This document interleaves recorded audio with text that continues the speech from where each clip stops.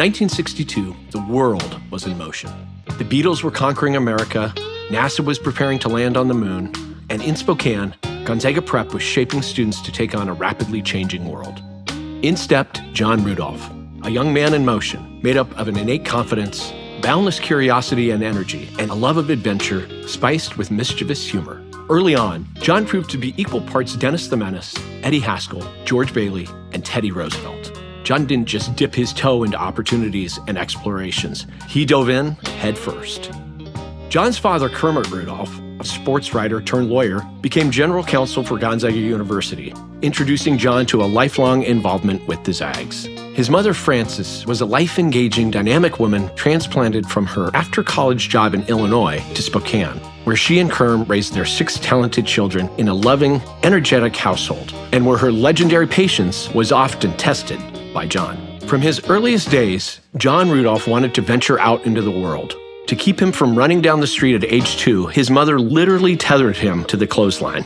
Breaking free on his very first day as a first grader at St. Augustine's grade school, young John somehow found himself in the principal's office even before the first class started, thanks to a prank involving 7th graders. He says of this incident, "I think I've been spending the rest of my life trying to make up for this shaky start." John has more than made up for it. At all-boys Gonzaga Prep, John continued his independent, adventurous ways, playing sports and participating in numerous special extracurricular activities, which earned him membership in Prep's historically infamous Rock Pile Squad. Legend has it that he may have even been part of the famous weeks-long firecracker incident that Gonzaga Prep president Father William Hayes eventually foiled.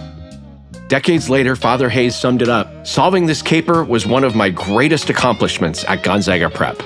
Behind the mischief was also an astute mind, a dedicated adventurer, and a hard worker with an interest in life and a sense of caring for community and others that hinted at the very full life he would go on to lead. As St. Ignatius wrote, "Lord, teach me to be generous." John would heed those words every day of his life. After Gonzaga Prep, John's spirit for adventure and travel took him to Notre Dame, and after college, a year spent hitchhiking through parts of the world, including 6 months across much of Africa, which he credits as being the most impactful year of his life.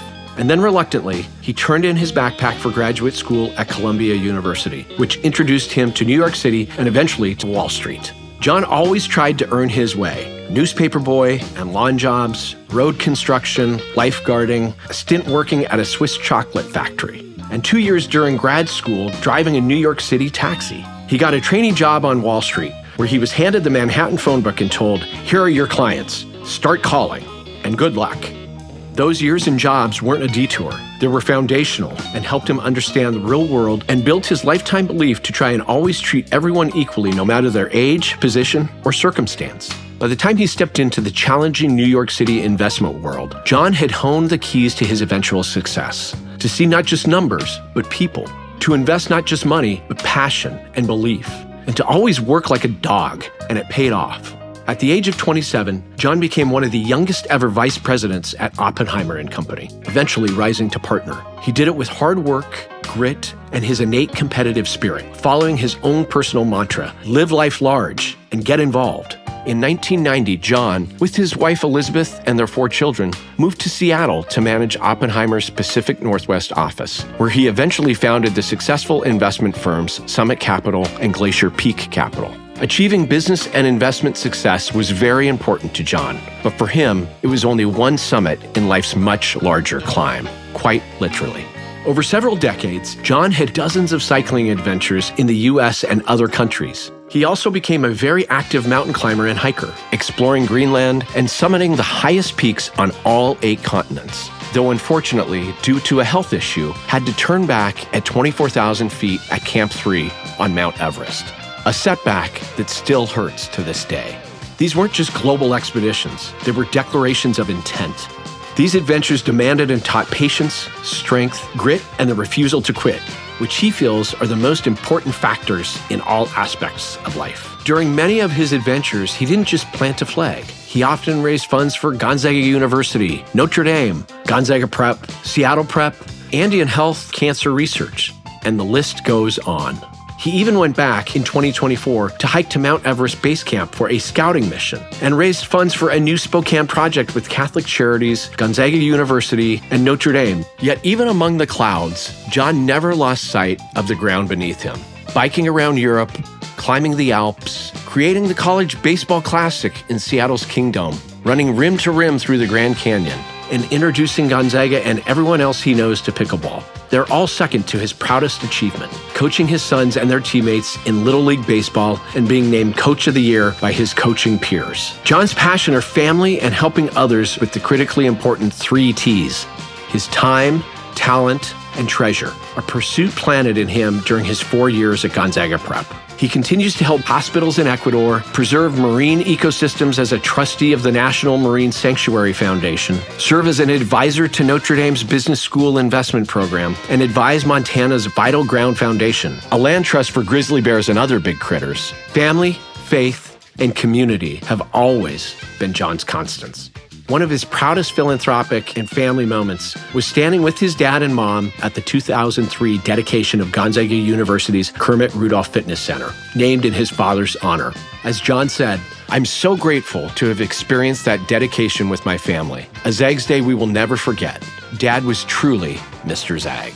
The Zags head basketball coach, Mark Few, highlights this deep Gonzaga relationship when he says, "John is truly family to everybody in the Zag program and has had an incredible impact on many of us coaches, players, and family members. With his incredible energy, zeal for life, positive spirit, and crazy competitive will, he has endeared himself to all of us."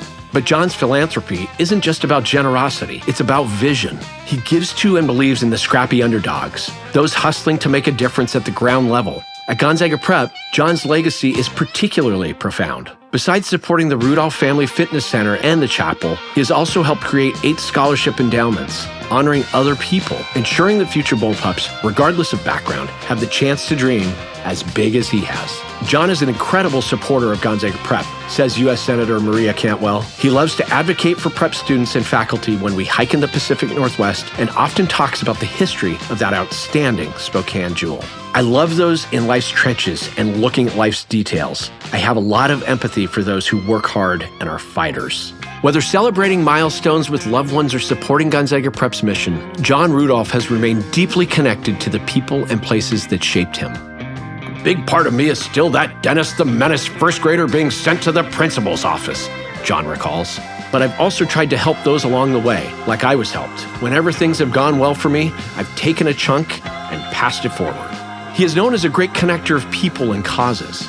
Whether taking family and friends on the road with the Zags, playing sports with kids of all ages, overcoming 2 kinds of cancer, attending a Kennedy Center honors event, or the White House Christmas party, John loves to be involved and active. He even went back to school at Notre Dame in 2023 for its outstanding 1-year Inspired Leadership Initiative program to learn more about global affairs and life. John has donated to a long list of wonderful causes and organizations, but has helped raise even more money from the people he knows and has influenced. He is the quintessential force multiplier, spending his time solving problems, opening doors, and following his own life's advice to live life large and get involved.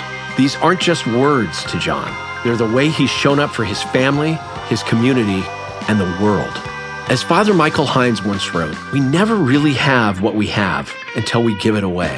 And echoing those words, Gonzaga Prep President Michael Doherty said, "John's truest measure of success is as a philanthropist. His love for people and generosity sets him apart. He doesn't just give, he devotes himself to bringing people together."